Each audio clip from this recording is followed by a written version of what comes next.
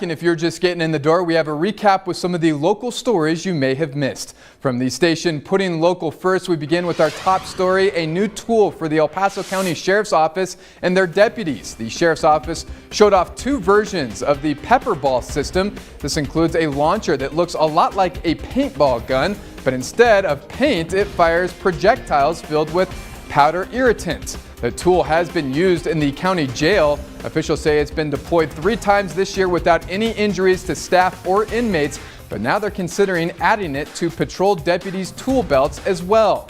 If funding and training are approved, the tool could be rolled out to patrol units within months.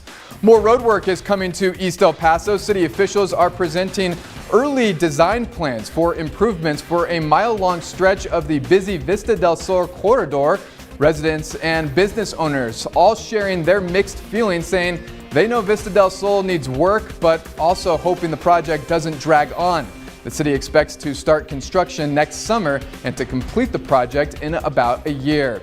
And it has been an active start to the monsoon season, which is testing El Paso's infrastructure. Last week, I took a closer look at the newly finished Arroyo 1 project. If we can take that video in case you missed it. We got a tour of the new storm's utility system improvements as past rain events have overwhelmed previous infrastructure, leading to severe flooding and damage to surrounding roads. Arroyo 1 helps alleviate that problem. The new and improved facility is located at Franklin Street and Bear Ridge Drive in West El Paso. And joining us now is Gilbert Trejo, El Paso Water's Vice President of Operational and Technical Services. Gilbert, first of all, thank you for your time this afternoon. I know this time of the year, really busy for you during monsoon season. It's been an active start to monsoon season. How has El Paso Water been able to keep up with, let's be honest, aging infrastructure here in our city?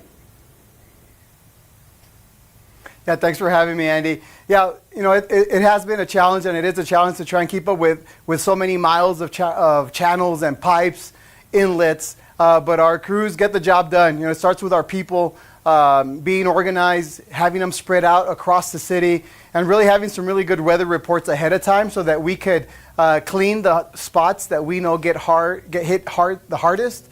And we're ready for it every time. So we're ready for water extractions when we get the calls from our customers. But most importantly, all the improvements that we've done, they've been working, and that goes a long way when it comes to days like today when it's just pouring outside. Yeah, and you mentioned improvements. We just saw the completion of the Arroyo 1 project that is in West El Paso. How exactly does a project like that help mitigate stormwater? Yeah, that's an important project because it's at the essence of one of the biggest challenges we have in El Paso with the mountain. You know, the mountain splits our city in half, all this development on the foothills, and every time it rains on the mountain, we see large debris, a lot of sediment, sand that make its way down the arroyos. So the Arroyo 1 project is designed to capture all of that sediment so it could fall out of the water and only let the water continue to go down the path. And that's important because that's how we keep just water going and without clogging up any of the inlets, any of the pipes. And some of the storms that we've seen in the past, whether it was in 2015, 2021, you know, some of the major destruction, when we see it, it's because the sediment just clogs up the pipes, clogs up the inlets. The water's got nowhere to go but overland, and that's where we start to see some of the issues. So the Arroyo 1 project is a great example of how we were designing infrastructure to prevent some of the bigger challenges that we have. What parts of town give you the most trouble when it comes to flooding?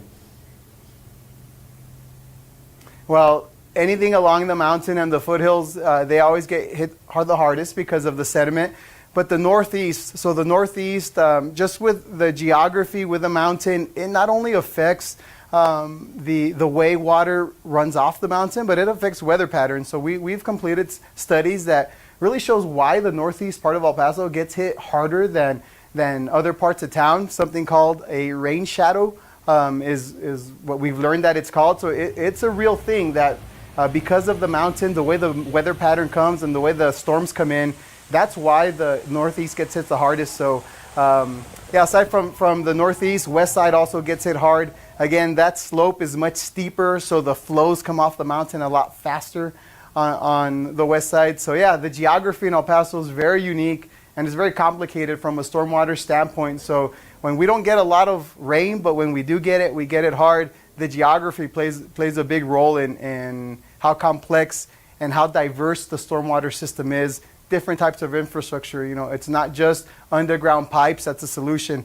You see these big ponds all over town. We have dams all over along the mountainside as well to stop that water as well. So yeah, El Paso, for as little rain as we get, it really is a fascinating, complex stormwater system.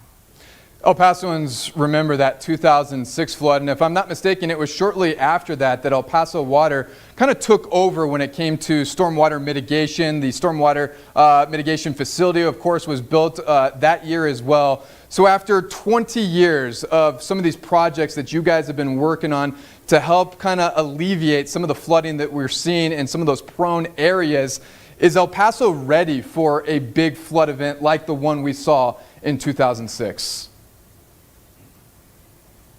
Yeah, I would say El Paso is ready, and there's a lot of the parts of town that's seen the large infrastructure go in. I believe they would agree that El Paso's ready. Their neighborhoods are ready for a lot of these larger storms. I think El Paso as a whole, you know, we all see those two large ponds on the gateways.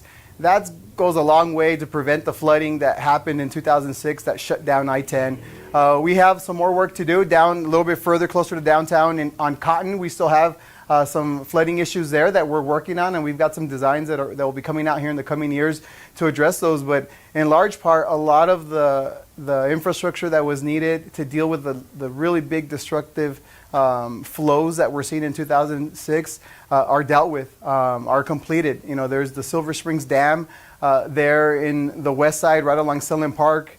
And Silver Springs, that was, you know, synonymous with some of the images. We all remember the Blockbuster that kind of got lifted up. Silver Springs Dam fixed that. You know, now we have a dam up on the mountain to address that.